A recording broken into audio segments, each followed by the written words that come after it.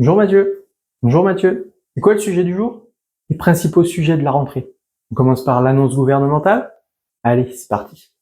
Pour réduire la dette publique et trouver la bagatelle de 43 milliards d'euros d'économie, notre Premier ministre n'a rien trouvé de mieux que de proposer de taxer encore et toujours les plus nombreux.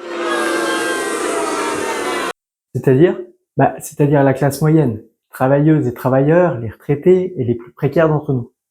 Ils sont toujours plus nombreux que les 500 plus grandes fortunes françaises qui cumulent 1128 milliards d'euros et qui ont vu leur fortune multipliée par 14 en 30 ans. Je possède des thunes, je suis à l'aise financièrement, je ne me plains pas, mes affaires marchent en ce moment. Rien que ça. Et avec quelles mesures? Le gel des pensions pour les retraités, le gel des prestations sociales, le budget de services publics, des salaires des fonctionnaires et une augmentation des impôts et de la CSG.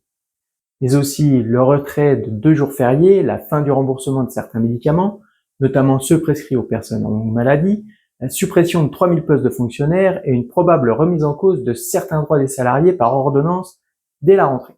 Waouh, ça fait froid dans le dos. Surtout quand on pense aux 211 milliards d'aides accordées aux entreprises, sans contrepartie et provenant principalement du produit de la TVA. Tout en sachant que ce sont les travailleuses et les travailleurs qui créent les richesses de ces mêmes entreprises. On marche sur la tête. Et on fait quoi du coup? On se prépare pour une rentrée toute rouge.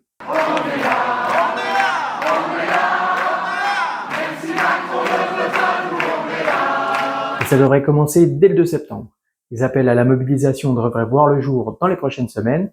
Je vous conseille de rester à l'écoute. La rentrée va être fun. On parle un peu des négos temps de travail? Allez, vite fait. Courant juin, la direction ayant refusé d'accorder l'accès à la formule à 35 heures avec 32 jours et demi de RTT annualisés à tous, les représentants du personnel ont refusé de signer la proposition d'accord temps de travail.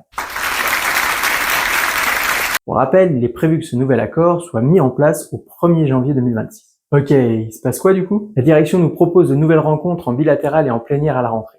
Nous ne connaissons pas encore la teneur des échanges, mais nous espérons pouvoir répondre aux attentes de la majorité d'entre eux.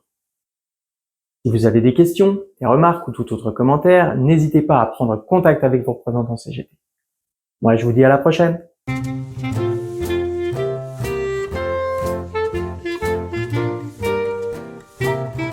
Travailleux,